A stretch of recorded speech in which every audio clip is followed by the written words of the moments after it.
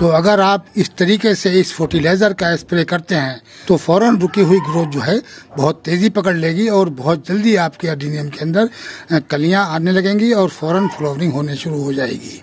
और याद रखें, स्प्रे को शाम के टाइम और ऐसे प्लांट पर स्प्रे ना करें जिसके अंदर से वर्ड्स आ रहे हों। वर्ड्स वाले प्लांट के ऊपर बिल्कुल स्प्रे ना करें। अगर वर्ड्स के ऊपर स्प्रे कर देंगे तो एक भी वर्ड्स अडेनियम के अंदर नहीं रहेगा। कलियाँ हैं वो सब के सब नीचे गिर जाएंगी। हेलो गाइज एवरीवन, कैसे हैं आप लोग? आप देख रहे हैं my YouTube channel the Mughals Heaven. Mughal Heaven में आप लोगों का स्वागत है।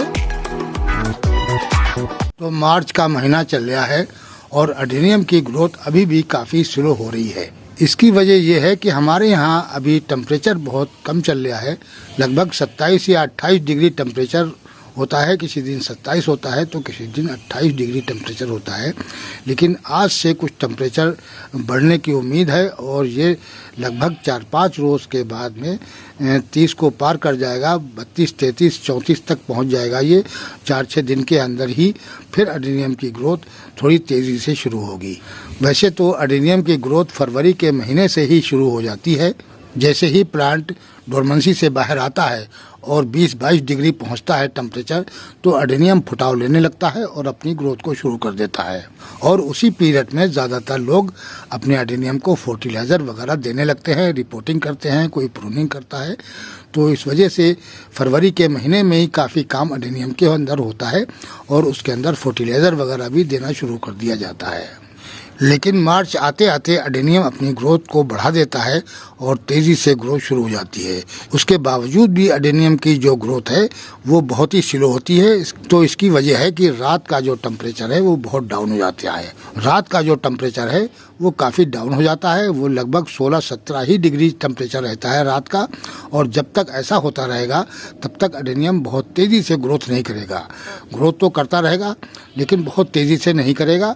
जिन जगहों पर टेम्परेचर 30 को पार कर गया है और रात का टेम्परेचर भी 28-29 पहुंच गया है, तो ऐसी जगह पर अडेनियम बहुत अच्छी ग्रोथ कर रहा है और उन जगहों पर अडेनियम फ्लावरिंग भी करने लगे हैं।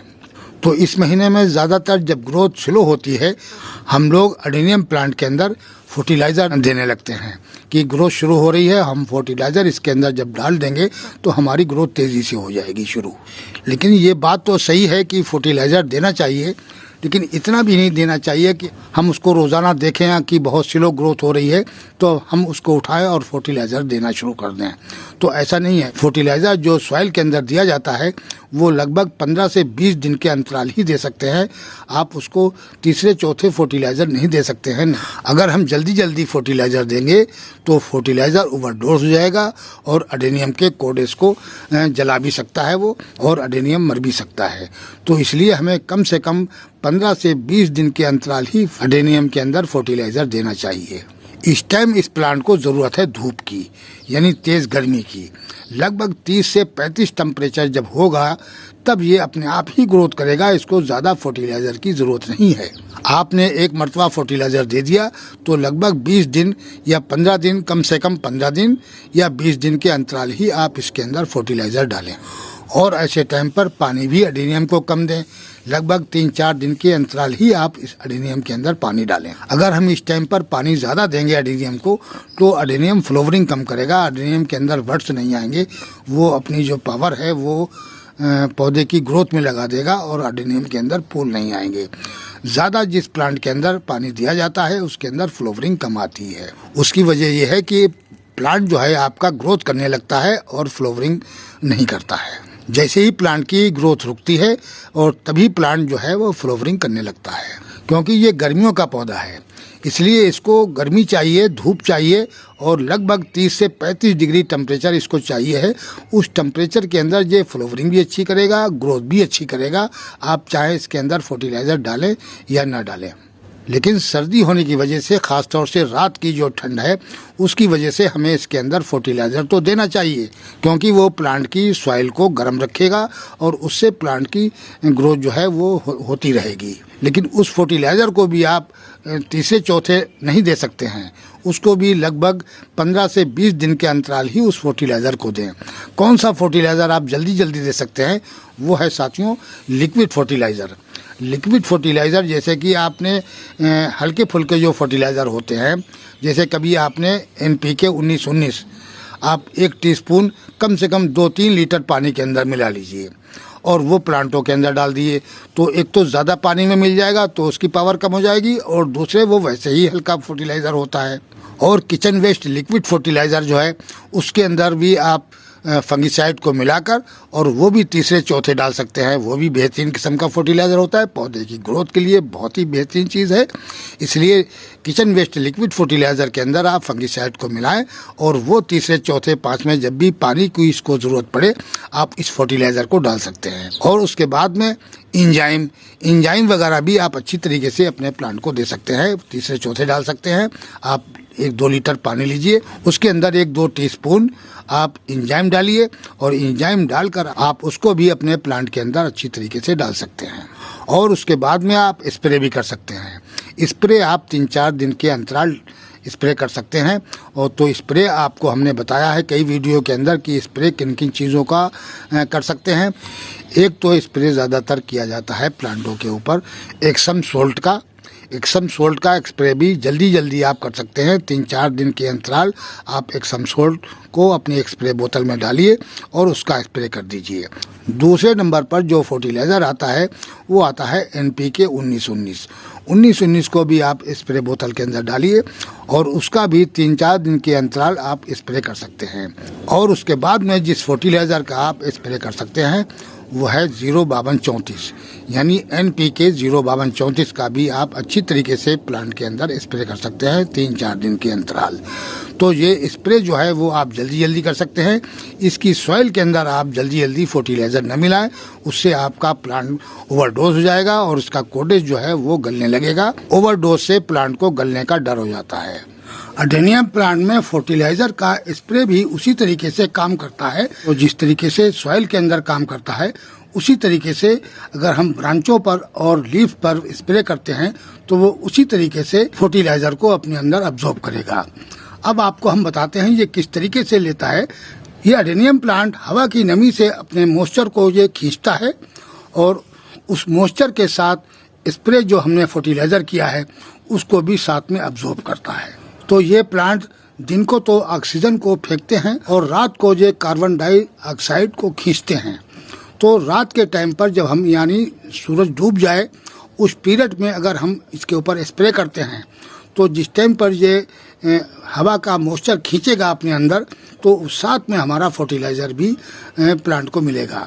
अब जैसे कि रूट में जो हम फर्टिलाइज़र डालते हैं तो वो रूट के ज़रिए आता तो लीफ तक ही है, तो लीफ तक आने में उसको रूट से आगे और फिर लीफ तक पहुंचेगा और ये हम डायरेक्टली लीफ पर और ब्रांचों पे दे रहे हैं तो यहीं की यहीं ये अब्जॉर्ब करेगा और यहीं की यहीं प्लांट जोर मारेगा और बहुत बेहतरीन किस्म के आपके प्लांट की ग्रोथ होगी।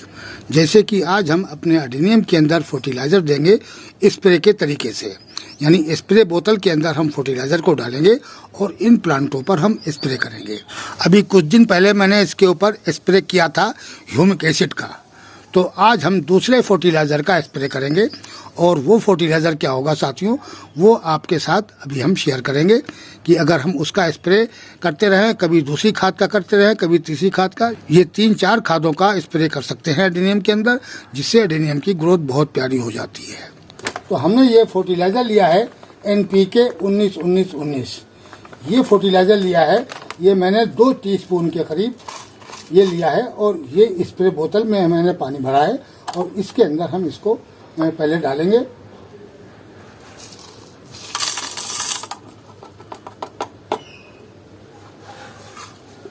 ये देखिए ये NPK जो है बहुत काफ़ी कलरों में आता है, आप इसके कलर पर मत जाइए, कलर पर मत जाइए क्योंकि ये कलर बहुत से कलरों में आता है, कभी ग्रीन आ जाता है, कभी वाइट भी आ जाता है, बहुत कलरों में ये आता है, तो आप इसके कलर पर मत जाइए। अब इसको थोड़ी देर घुलने के लिए छोड़ेंगे हम और फिर जब अच्छी तरीके से ये घुल जाएगा फिर आप अपने प्लांटों पे स्प्रे कर देंगे। ये NPK 19-19 जो फर्टिलाइज़र है ये भी एडेनियम के लिए बहुत ही ज़बरदस्त फर्टिलाइज़र है क्योंकि इसके अंदर तीनों चीज़ें होती हैं। ग्रोथ के लिए इसमें नाइट्रोजन होता है और फ्लावरिंग के लिए इसके अंदर पोटाशियम होती है और रूट की डेवलप करने के लिए इसके अंदर फास्फोरस होती है। तो तीनों चीज़ें इसमें एक्यूरेट बराबर होती हैं 1919 के हिसाब से, और इस वजह से इस एडेनियम प्लांट के अंदर बहुत बेहतरीन ये फर्टिलाइज़र काम करता है। और इसको ज़्यादातर पहले इस्तेमाल किया जाता था, अब इसमें काफ़ी लोगों ने तजुर्बे के हिसाब से अपने काफ़ी फर्टिलाइज़र एडेनियम के अंदर इस्तेमाल करने लगे हैं, जिसमें ह्यूमिक एसिड जो है वो भी बहुत अच्छा फर्टिलाइज़र है। और रूट के लिए खासतौर से रूट की डपलिंग और इसकी ब्रांचों को निकालने के लिए ह्यूमिक एसिड फर्टिलाइज़र बहुत प्यारा होता है एडेनियम के लिए खासतौर से। फिर उसके बाद में जो फूलों के लिए फ्लावरिंग के लिए एक फर्टिलाइज़र आया है 05234 यानी NPK 05234। जब आपके प्लांट में अगर फूल नहीं आ रहे हैं तो आप NPK 05234 का स्प्रे करिए और इसकी सॉइल के अंदर भी डालिए। तो उस तरीके से जब दोनों काम आप 05234 के करेंगे तो एडेनियम के अंदर फ्लावरिंग फ़ौरन आ जाएगी और बहुत जल्दी आपका एडेनियम फ्लावरिंग करने लगेगा। क्यों देखिए ये लाल रंग का NPK था तो इसने पूरे पानी को भी लाल कर दिया है। आप इसके कलर पे मत जाइए और ये अच्छी तरीके से घुल गया है। अब हम अपने प्लांटों के ऊपर इसको इस तरीके से नहला देंगे। ये देखिए सारे प्लांटों को ऊपर से लेके मैं लीव्स और ब्रांचें और कोडेज सब कहीं इसका स्प्रे आप इस तरीके से कर दीजिए।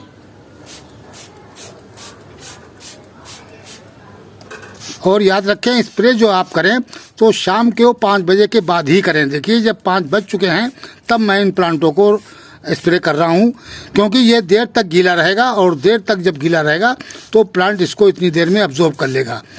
वैसे तो ये फर्टिलाइज़र काफ़ी हार्डी नहीं होता है, बहुत हल्के तादाद में ये फर्टिलाइज़र होता है, इसलिए प्लांट को नुकसान नहीं करता किसी किस्म का है ये। और जब शाम के टाइम आप स्प्रे करेंगे देर तक ये प्लांट जो है गीले रहेंगे, और जितनी देर तक गीले रहेंगे उतनी ही जल्दी प्लांट में असर दिखाएगा ये फर्टिलाइज़र। और ये कम से कम 2 घंटे के अंदर सारा का सारा फर्टिलाइज़र अपने अंदर अब्जॉर्ब कर लेगा। तो इस तरीके से सारे प्लांटों पर आप ऊपर से भी और लीव्स पर और ब्रांचों पर हर तरीके से इसके ऊपर स्प्रे कर दें आप।